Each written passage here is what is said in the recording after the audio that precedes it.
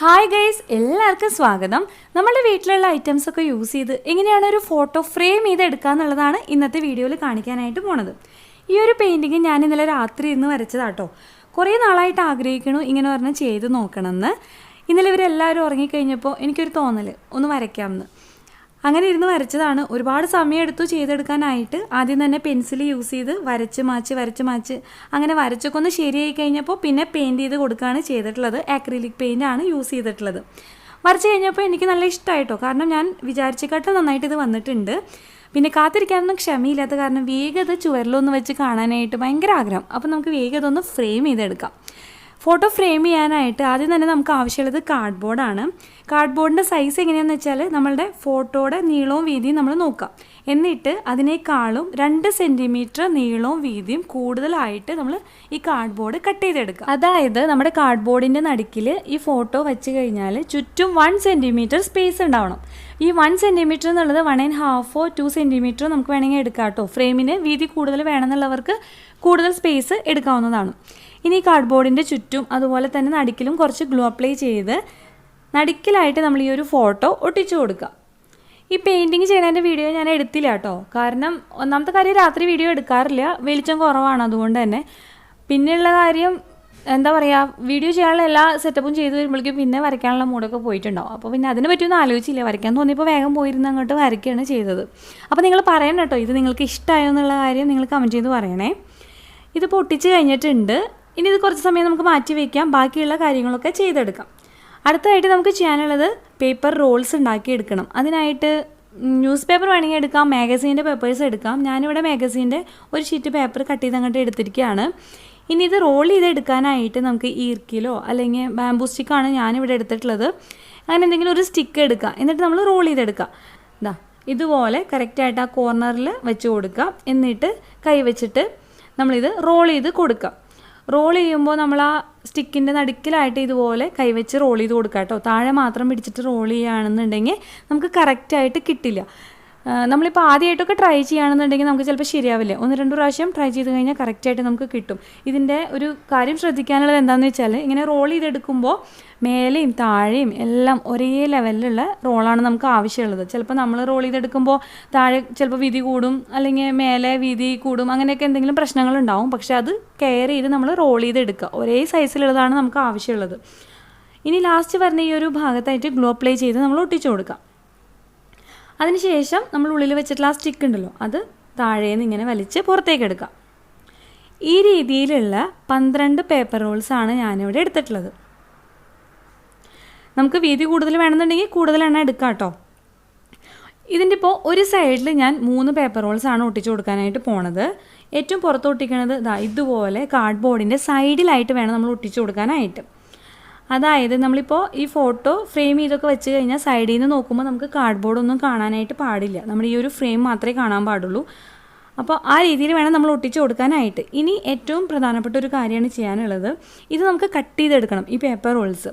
അതിനായിട്ട് കറക്റ്റ് ഇതിൻ്റെ ആ ഒരു കോർണറിൽ കൂടെ നമ്മൾ ലൈൻ വരച്ച് കട്ട് ചെയ്തെടുക്കണം.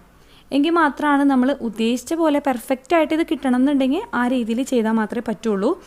ഇങ്ങനെ വരച്ച് കഴിഞ്ഞാൽ പിന്നെ നമുക്ക് ഓരോന്നായിട്ട് എടുത്ത് വരച്ചതിൽ കൂടെ അങ്ങോട്ട് കട്ട് ചെയ്തെടുത്താൽ മതിയാവും. ഇതുപോലെ ഓരോന്നായിട്ട് എടുത്ത് വരച്ചതിൽ കൂടെ കട്ട് ചെയ്തെടുക്കാം. അങ്ങനെ ഇത് 3 എണ്ണവും കട്ട് ചെയ്ത് കഴിഞ്ഞിട്ടുണ്ട്. കട്ട് ചെയ്ത് കഴിഞ്ഞിട്ട് വെച്ച് നോക്കുമ്പോൾ ഇങ്ങനെയാണ് കേട്ടോ ഉണ്ടാവുക. ഇനി ഇതിൻ്റെ മേൽഭാഗം കൂടി നമുക്ക് കട്ട് ചെയ്ത് കൊടുക്കാം. അങ്ങനെ അതും ചെയ്ത് കഴിഞ്ഞിട്ടുണ്ട്. നിങ്ങൾക്ക് ഇത് ഒറ്റയ്ക്ക് ചെയ്യാൻ ബുദ്ധിമുട്ടാണെങ്കിൽ ആരെങ്കിലും ഹെൽപ്പ് വാങ്ങിക്കുന്നതായിരിക്കും നല്ലത്. കാരണം ഞാൻ ഒറ്റയ്ക്ക് ചെയ്ത് കുറച്ച് കഷ്ടപ്പെട്ടു. ആരെങ്കിലും നമുക്ക് പിടിച്ചു തരാനൊക്കെ ഉണ്ടെന്ന് വെച്ചാൽ നമുക്ക് കുറച്ച് ഈസിയാണ് ആ കോർണറിൽ കൂടെ വരയ്ക്കാനും കട്ട് ചെയ്തെടുക്കാനും ഒക്കെ. ഒരേപോലെ കിട്ടാനായിട്ട് ആരെങ്കിലും നമുക്കൊന്ന് പിടിച്ചു തരാണെങ്കിൽ ഈസിയാണ്. അതേ രീതിയിൽ ഞാൻ താഴത്തേക്കുള്ളതും കട്ട് ചെയ്തെടുത്തിട്ടുണ്ട്. അങ്ങനെ നമ്മൾ 4 ഭാഗത്തേക്കുള്ളതും കട്ട് ചെയ്ത് എടുക്കാം. അതിനുശേഷം ഈ 4 സൈഡിലും ഏറ്റവും ഉള്ളിലായിട്ട് വെക്കുന്ന പേപ്പർ റോൾസ് ഉണ്ടല്ലോ, ഏറ്റവും നീളം കുറഞ്ഞിട്ടുള്ളത് 4 ഭാഗത്തും വെക്കാനുള്ളത്, അത് നമ്മൾ ആദ്യം തന്നെ എടുക്കുക. എന്നിട്ട് നമ്മൾ ഈ ഫ്രെയിമിന് ഏത് കളറാണോ കൊടുക്കാൻ ഉദ്ദേശിക്കുന്നത് ആ കളർ പെയിൻറ്റ് ആദ്യം തന്നെ ഈ 4 എണ്ണത്തിൽ കൊടുത്ത് വയ്ക്കുക. ഇതെന്തിനാണ് ചെയ്യണേന്നുള്ളത് നിങ്ങൾക്ക് കുറച്ച് കഴിയുമ്പോൾ മനസ്സിലാവും കേട്ടോ. ഇനിയിപ്പോൾ പെയിൻ്റൊന്നും ഇല്ല, വാങ്ങിക്കാനും പറ്റില്ല എന്ന് വെച്ചാൽ നമ്മൾ എന്താ ചെയ്യേണ്ടതെന്ന് വെച്ചാൽ കോഫി പൗഡർ ഉണ്ടല്ലോ, അതിലൊരല്പം വെള്ളം മിക്സ് ചെയ്തിട്ട് പെയിൻറ്റ് പോലെ ആക്കിയിട്ട് നമുക്ക് പെയിൻറ്റ് ചെയ്ത് കൊടുക്കാം. നിങ്ങൾക്ക് ട്രൈ ചെയ്ത് നോക്കണമെങ്കിൽ അങ്ങനെ ട്രൈ ചെയ്ത് നോക്കാം കേട്ടോ. ഇനി നമുക്ക് ഓരോന്നായിട്ട് ഒട്ടിച്ചു കൊടുക്കാം. ആദ്യം തന്നെ ഈ കാർഡ്ബോർഡിൻ്റെ സൈഡിലാണ് ഞാൻ ഗ്ലൂ അപ്ലൈ ചെയ്ത് കൊടുത്തിട്ടുള്ളത്. എന്നിട്ട് ഏറ്റവും വലിയ പേപ്പർ റോളുണ്ടല്ലോ നമ്മൾ കട്ട് ചെയ്ത് വെച്ചത്, അത് ഒട്ടിച്ചു കൊടുക്കാം.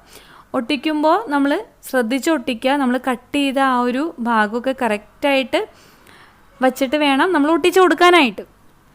ഇനി ഇതിൻ്റെ തൊട്ടടുത്തായിട്ട് ഗ്ലൂ അപ്ലൈ ചെയ്ത് അടുത്തൊരു പേപ്പർ റോൾ ഒട്ടിച്ചു കൊടുക്കുക. അതേപോലെ തന്നെ അടുത്തത് ഒട്ടിച്ചു കൊടുക്കുക. അപ്പോൾ കോർണർ മാത്രം നമുക്ക് ശ്രദ്ധിക്കാനുള്ളൂ.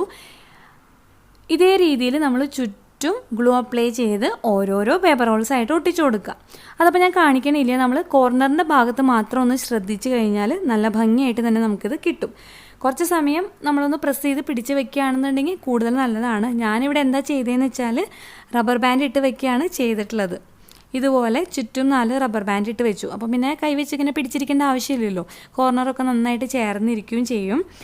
ഇതിപ്പോൾ നന്നായിട്ട് ഉണങ്ങിയിട്ടുണ്ട്. കോർണറൊക്കെ നന്നായിട്ട് ചേർന്ന് തന്നെ ഇരിക്കാനുമുണ്ട്. ഇനി ഓരോരോ റബ്ബർ ബാൻഡായിട്ട് നമുക്ക് അഴിച്ച് മാറ്റാം. അതിന് ശേഷം നമുക്കിതിൽ പെയിൻറ്റ് ചെയ്ത് കൊടുക്കാം. നമ്മൾ ആദ്യം തന്നെ ആ 4 എണ്ണത്തിന് പെയിൻറ്റ് ചെയ്ത് കൊടുത്തത് എന്തിനാണെന്ന് നിങ്ങൾക്ക് ഇപ്പോൾ മനസ്സിലായിട്ടുണ്ടാവുമല്ലോ. ഈ ഒരു ടൈമിൽ നമ്മൾ പെയിൻറ്റ് ചെയ്യാൻ പോയി കഴിഞ്ഞാൽ നമുക്ക് എങ്ങനെ പോയാലും ഈ ഒരു ഉള്ളിൽ വെച്ചിരിക്കണ ആ ഒരു ഫോട്ടോയിലാവാതെ നമുക്ക് പെയിൻറ്റ് ചെയ്യാനായിട്ട് പറ്റില്ല. എത്ര ശ്രമിച്ചാലും നമുക്ക് ആ ഒരു ഫോട്ടോയിലാവാണ്ട് നല്ല വൃത്തിക്ക് പെയിൻറ്റ് ചെയ്ത് കൊടുക്കാനായിട്ട് പറ്റില്ല. അതുകൊണ്ടാണ് കേട്ടോ അത് ആദ്യം തന്നെ നമ്മൾ പെയിൻറ്റ് ചെയ്തിട്ട് ഒട്ടിച്ച് കൊടുത്തിട്ടുള്ളത്. ഇനി ഇതെങ്ങനെയാണ് ചുവരിൽ വെക്കുക എന്നുള്ളതിന് 3 ഓപ്ഷൻ ഞാൻ പറഞ്ഞു തരാം. ആദ്യത്തേത് ഇതുപോലെ 2 സൈഡ് ടേപ്പ് ചുറ്റും ഒട്ടിച്ചിട്ട് നമുക്ക് ചുവരിൽ ഒട്ടിച്ചു കൊടുക്കാം. കാർഡ്ബോർഡല്ലേ, വലിയ വെയിറ്റ് ഒന്നുമില്ല, അപ്പോൾ ഇരുന്നോളും. രണ്ടാമത്തെ ഓപ്ഷൻ എന്താണെന്ന് വെച്ചാൽ ഇതുപോലൊരു ചരട് എടുക്കുക. എന്നിട്ട് ഗ്ലൂ ഗൺ യൂസ് ചെയ്തിട്ടെങ്ങാനും ഇതുപോലെ ഒട്ടിച്ചു കൊടുക്കുക. ഒരല്പം മുകളിലേക്ക് ഉയർന്നിരിക്കുന്ന രീതിയിൽ നമ്മൾ ഒട്ടിച്ചു കൊടുക്കുക. എന്നിട്ട് നമുക്ക് ആണിയിൽ ഇത് ഹാങ് ചെയ്തിടാൻ പറ്റും. മൂന്നാമത്തെ എന്താണെന്ന് വെച്ചാൽ ഇതുപോലെ ചെറിയ പീസ് കാർഡ്ബോർഡ് എടുക്കുക. എന്നിട്ട് ഞാനിവിടെ പേപ്പർ പഞ്ചർ വെച്ചിട്ടാണ് ഹോൾ ഉണ്ടാക്കി കൊടുക്കാനായിട്ട് പോണത്. നിങ്ങൾക്ക് പേപ്പർ പഞ്ചർ ഇല്ലയെന്ന് വെച്ചാൽ എന്തെങ്കിലും ആണി എന്തെങ്കിലും യൂസ് ചെയ്തിട്ട് ഹോൾ ഉണ്ടാക്കി കൊടുക്കുക. ആദ്യം തന്നെ ഒരു ഹോളിട്ട് കൊടുത്തിട്ടുണ്ട്. എന്നിട്ട് ഇതിൻ്റെ താഴെയായിട്ട് 2 സൈഡിലായിട്ട് 2 ഹോളും കൂടി ഇട്ട് കൊടുക്കുക. 3 എണ്ണം തമ്മിൽ കണക്ട് ചെയ്തിട്ട് വേണം ഇരിക്കാനായിട്ട് കേട്ടോ.